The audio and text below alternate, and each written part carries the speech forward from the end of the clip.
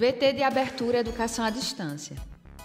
Diferentes formas geométricas se movem, cortadas pelas cores azul, verde, amarelo e vermelho. Se transformam na logo da Escola Técnica Estadual Professor Antônio Carlos Gomes da Costa. As cores e formas se misturam em fundo azul e vermelho. Abaixo e à direita da tela, o nome: Educação à Distância. Curso Técnico em Logística, Economia Internacional. Conhecer os fundamentos de macroeconomia. Olá, meu querido estudante. Meu nome é Larissa Maia. Descrição: ela está sentada, é branca, olhos castanhos, cabelo longo, castanho, com mechas loiras. Veste blusa azul com estampa branca. Usa brincos pequenos, tipo argolas, visto da cintura para cima. Minha formação é em economia, tenho um mestrado em gestão empresarial e nós vamos estudar agora juntos assuntos ligados ao dia a dia. Então vocês vão poder compreender os noticiários, poder conversar no dia a dia com seus amigos e familiares. São temas importantíssimos e interessantíssimos para todos nós. Então vamos lá. Nessa primeira competência nós abordaremos a macroeconomia. São assuntos diversos sobre as variáveis macroeconômicas, sobre esses grandes agregados econômicos. Nessa disciplina, nós estamos indicando para você alguns vídeos, escolhemos alguns vídeos e indicamos para que vocês compreendam melhor os assuntos.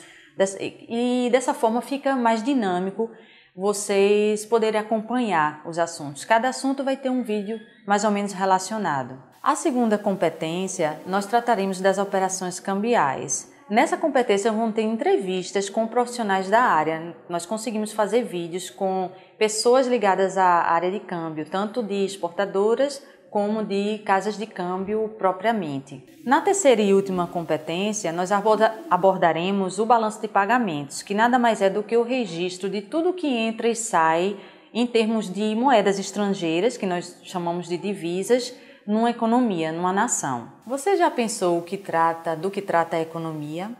Já se perguntou o que é economia internacional ou o que é a macroeconomia?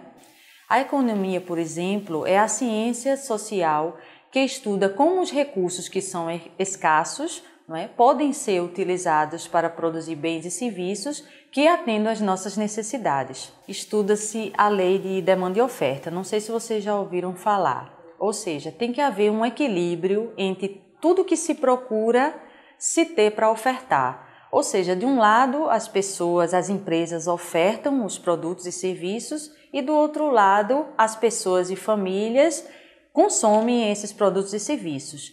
Deveria haver realmente um equilíbrio, a coisa ser casada entre a oferta e demanda, tudo que as pessoas quiserem ter, mas normalmente não é isso que ocorre. A economia internacional aborda todas as transações que ocorrem dentro de um país, só que dessa vez entre as nações. É a mesma coisa, trata da mesma coisa, só que agora é entre as fronteiras, certo? E para entender melhor a macroeconomia, aliás, a economia internacional, nós devemos entender o que é macroeconomia. Então, macroeconomia estuda a economia como um todo, todos os seus agregados econômicos, todas as variáveis. Normalmente, essas variáveis são medidas de riqueza.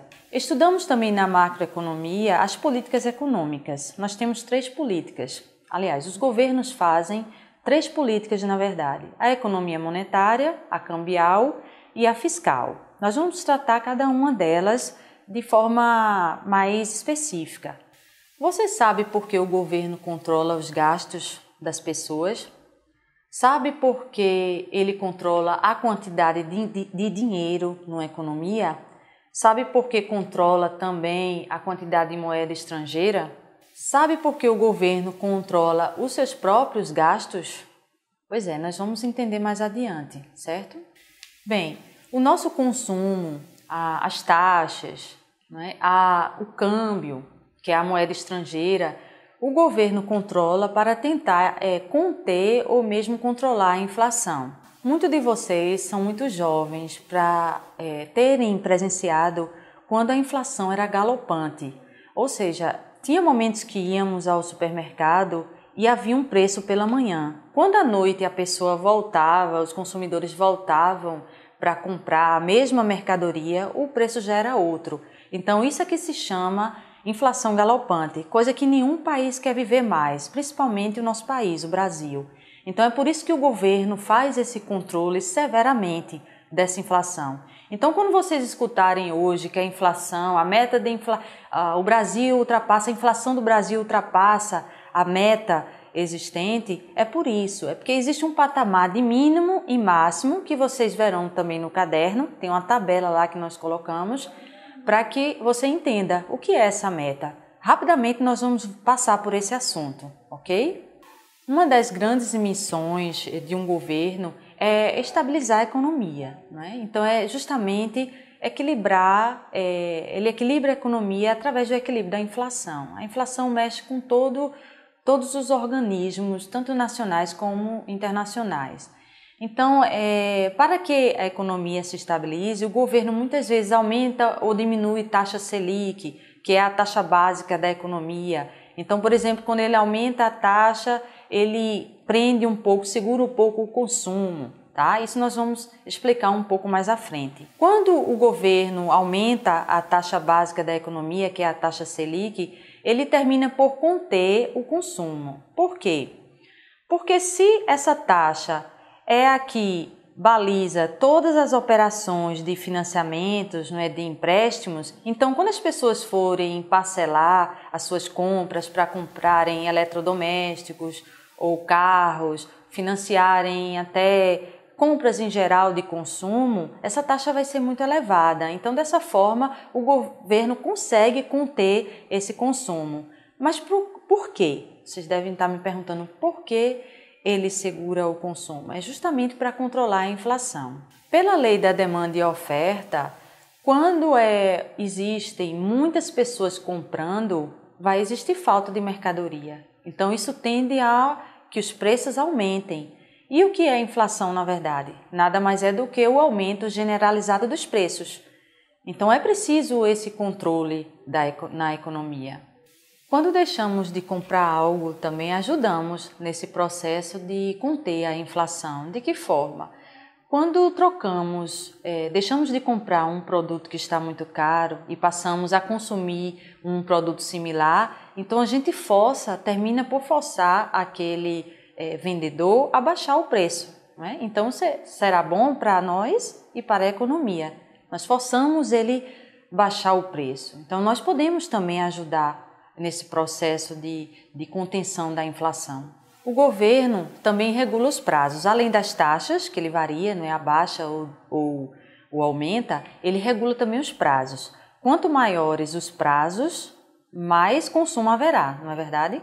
Se o objetivo do governo é conter o consumo, então ele diminuindo os prazos, isso também controla a ida das pessoas às lojas para comprarem parcelado. Até agora, vimos a política monetária, que é o controle de moeda na economia por meio desses mecanismos, né, de aumento, diminuição de taxa, aumento e diminuição de prazo.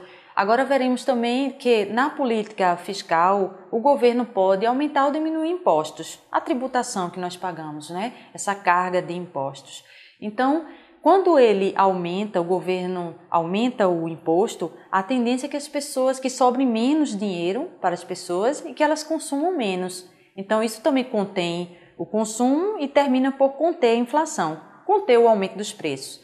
Já quando ele também libera a tributação, ou seja, diminui a carga tributária para algum bem ou a carga tributária geral da economia, termina por ele forçar a expansão na economia. Ele faz com que, de novo, as pessoas voltem a comprar, voltem a consumir, dando assim uma expansão econômica. Então o governo pode tanto fazer uma política de restrição, não é, restritiva à economia, retirando moeda da economia, dessa forma, através da tributação, como ele pode jogar de novo a moeda, através de novo da tributação, nessa economia, tá? São manobras que normalmente o governo faz e a gente vê muito falar isso nos noticiários. Há também a política cambial que nós mencionamos, né? O governo controla a moeda estrangeira também. Por quê?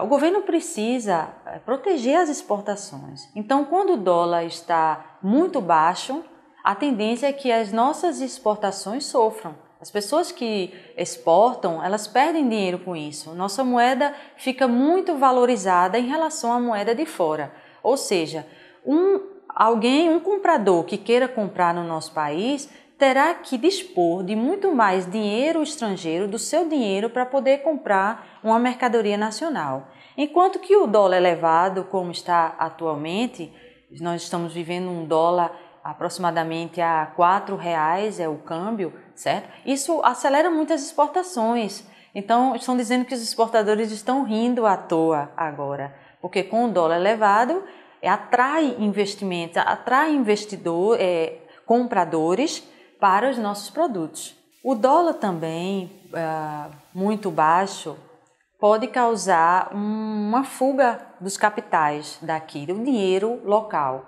Por quê? Porque as pessoas vão preferir comprar os importados. Se o dólar estiver muito baixo, muita gente termina por comprar fora, importar produtos. Então é por isso que o governo precisa controlar essa taxa. Nem para que ela não fique tão alta, o dólar não fique tão elevado e que prejudique muitas empresas que compram também equipamentos para produzir aqui no Brasil em dólar, não é? Existem alguns equipamentos que são produzidos fora, não vendem aqui. Então, infelizmente, tem que ser comprado lá fora. E quando o dólar está muito alto, e aí isso complica, a situação desses investidores se complica. Quando o dólar está muito baixo, já prejudica um pouco o balanço de pagamentos, que é o que a gente vai ver lá na frente. Por quê? Porque há uma saída, uma fuga de capitais internos. As pessoas terminam comprando fora, o dinheiro não fica na economia local. Estudaremos também o PIB, que é o Produto Interno Bruto de um país, é uma medida de riqueza, certo? A gente tem algumas variáveis que formam o PIB, que nós vamos ver en passant, né, rapidamente, não vamos nos aprofundar, mas é necessário ver porque ela é uma medida de riqueza. É dessa forma também que a gente mede a economia de um país, é através do PIB, da riqueza desse país. Bem, não sei se você conhece, Delfim Neto é um economista, ele também é professor universitário e ele define a economia como a arte de pensar. Então vamos raciocinar um pouco, vamos entender esse assunto. Ele é belíssimo, no fundo é um assunto muito do dia a dia nosso, tá? Eu queria que você contasse comigo e tirasse suas dúvidas no AVA, tá? Eu respondo tranquilamente, contem também com os seus tutores, tá? Presenciais ou tutores à distância, e não se desesperem, estou aqui para o que deve e vamos passar para a próxima disciplina, ok? Fiquem com Deus. Som direto, Denis Ramos. Imagens, Camila Silva, William Oliver. Interpretação de Libras, Davidson da Silva. Audiodescrição, Jonara Medeiros Siqueira. Produção de vídeo, Joana Rodrigues. Direção de arte, Miguel Machado. Edição, Cris Beringer, Danilo Albuquerque. Professor autor, Larissa Maia. Design educacional, David Souza Nascimento, Renata Marques de Otero, Terezinha Mônica Sinício Beltrão. Coordenação do curso, Maria Helena Cavalcante. Coordenação executiva, George Bento Catunda. Coordenação geral, Paulo Fernando de Vasconcelos Dutra. Videoaula produzida em maio de 2015. Conteúdo produzido para os cursos técnicos da Secretaria Executiva de Educação Integral e Profissional, em convênio com o Ministério da Educação, Rede ETEC Brasil.